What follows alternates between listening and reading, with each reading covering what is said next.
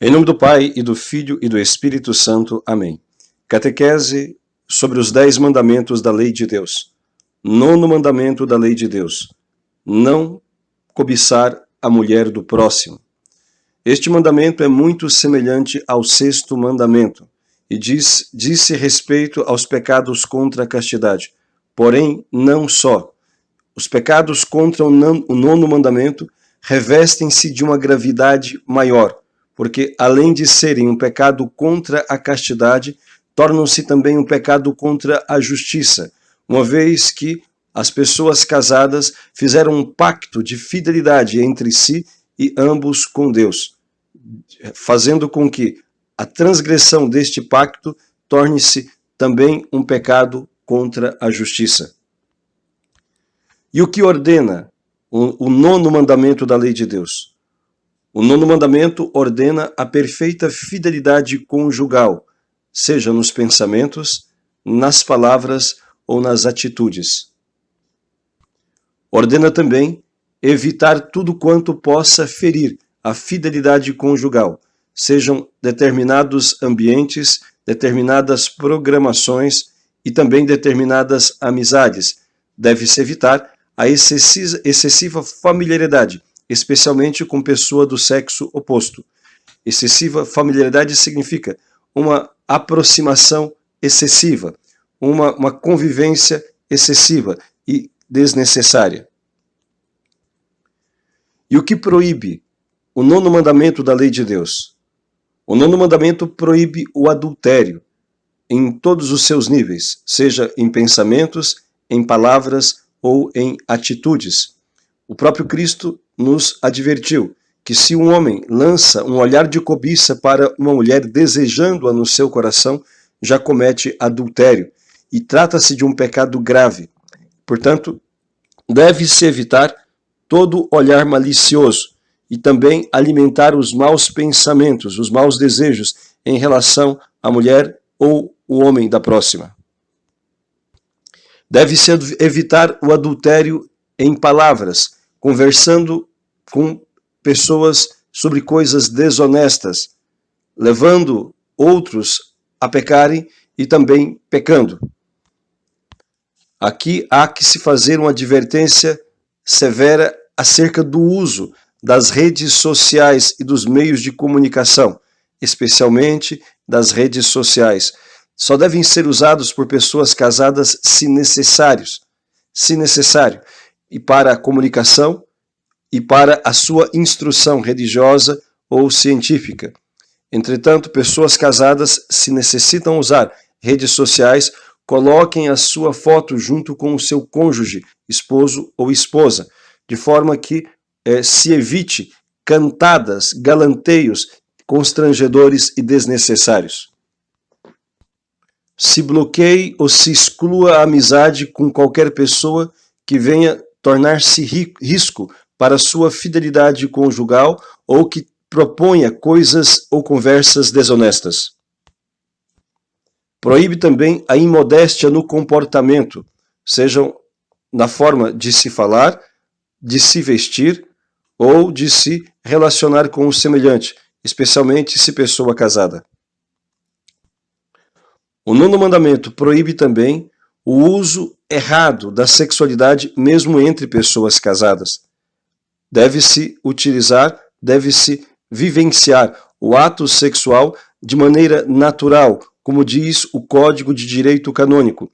O ato sexual, o ato conjugal, deve ser feito de forma humana. Isto significa que utiliza-se para tal os órgãos genitais que Deus deixou para o ser humano, com a finalidade de procriar-se e também de satisfazer de modo legítimo a sua concupiscência, ou seja, o seu desejo sexual, levando sempre em conta esta advertência, de forma natural, aberto à vida e sempre na presença de Deus.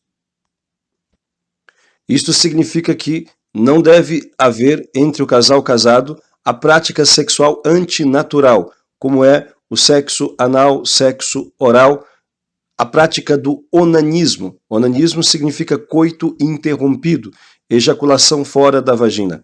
E desta forma, evitar-se todas e quaisquer coisas que atentem contra a sacralidade do ato conjugal. De outro lado, o 9º mandamento também proíbe a negação de um pelo outro, a abstinência forçada imposta por uma das partes.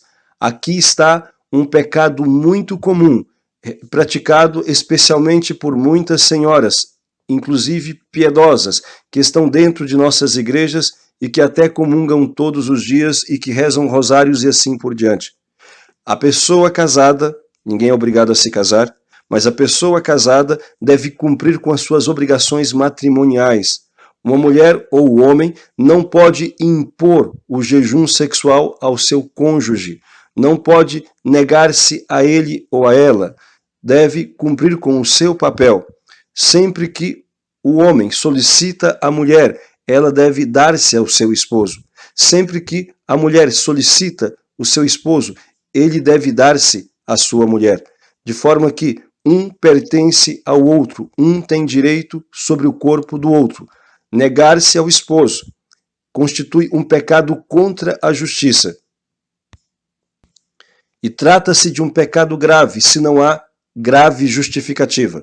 Evidentemente que seria uma grave justificativa os dias da regra menstrual, os dias do resguardo e também em situações de doenças que evitem, que levem a uma situação de fragilidade.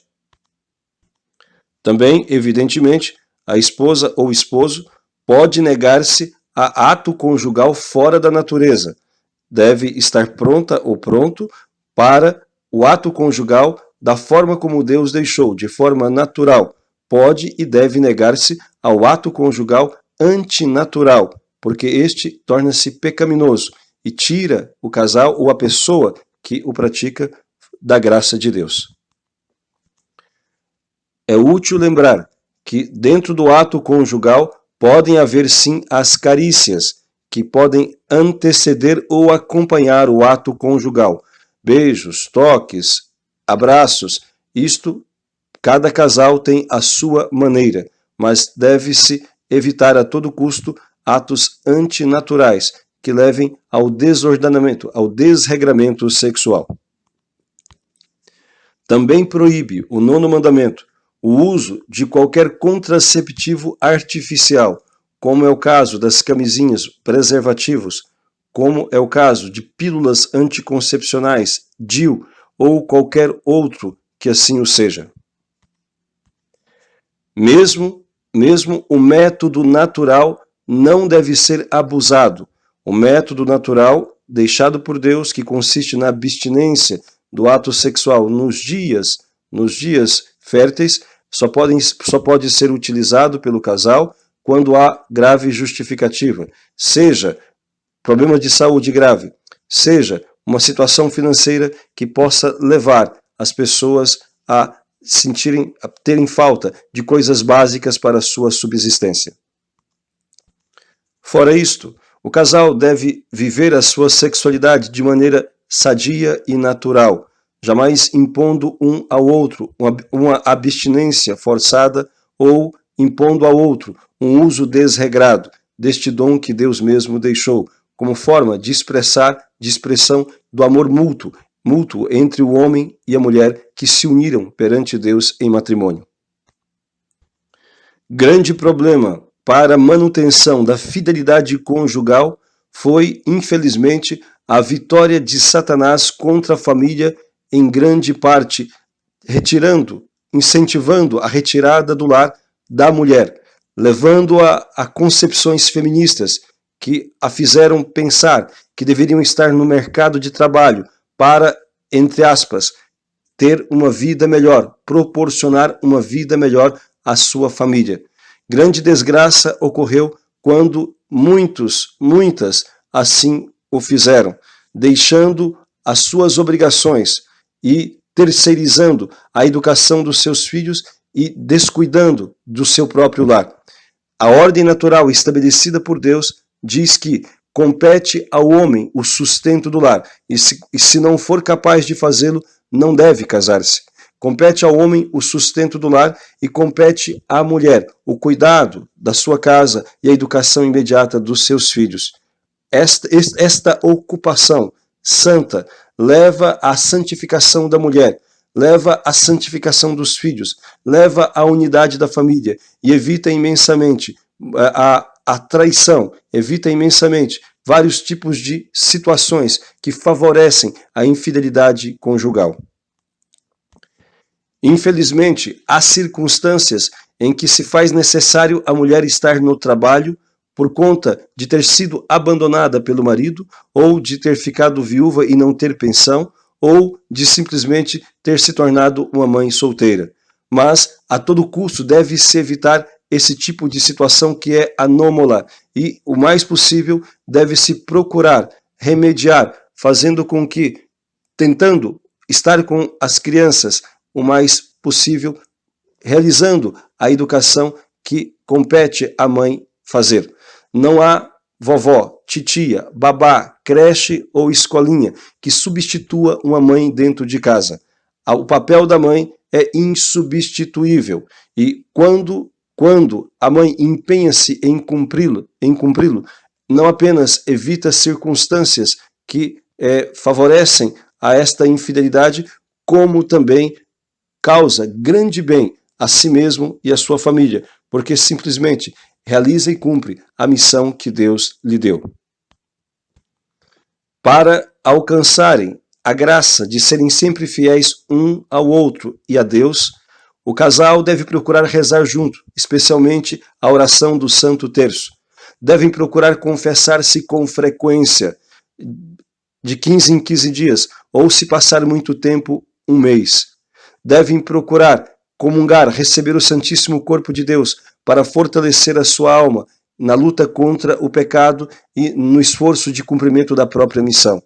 Devem suplicar ao Espírito Santo o dom da fortaleza para sempre resistir às tentações que não faltam e que estão por todos os cantos, e desta forma manter a sua fidelidade. Deve procurar suplicar a intercessão da Sagrada Família, a fim de que haja no seu lar a harmonia, a paz e a felicidade, de modo que não sejam tentados a buscarem fora complemento, satisfação. Há que se educar os nossos jovens para a castidade e ensiná-los o valor da família e o valor do compromisso assumido no altar, de forma que entrem no matrimônio conscientes do que estão fazendo e dispostos a cumprir a missão adquirida, a vocação dada por Deus. É necessário advertir sobre a gravidade do pecado do adultério, que consiste em relacionar-se sexualmente com pessoa casada, e a gravidade de desfazer-se uma família, de entrar no meio de uma família. Dos pecados mais graves que um ser humano pode cometer é a destruição de uma família, relacionando-se com um homem ou mulher casado e tirando ali a unidade do lar, levando à infidelidade e destroçando uma comunidade familiar assim abençoada e estabelecida por Deus. Há que se educar os nossos jovens e incutir-lhes a firme convicção que, se têm eles a vocação de formar uma família, devem buscar uma pessoa desimpedida, uma pessoa solteira, a fim de que não entrem em situação de adultério e assim estejam depois privados da graça de Deus, sem poder confessar-se, sem poder comungar, e assim no grande perigo de condenar-se eternamente ao inferno. Há que se educar os nossos jovens para que possam ter a consciência do que é a família e o valor desta fidelidade conjugal. Peçamos, pela intercessão da Santíssima Virgem Maria, Nossa Mãe do Céu, a graça da santificação de nossas famílias, da restauração daquelas que foram feridas pela chaga do divórcio ou da infidelidade, da restauração da confiança, do amor entre os casais. E vamos rezar para que cada um daqueles que são membros de uma família cumpram o seu papel, que os pais cumpram o seu papel, que as mães cumpram o seu papel, para que o seu lar possa ser exemplo de vivência cristã e de cumprimento da vontade de Deus. Louvado seja nosso Senhor Jesus Cristo.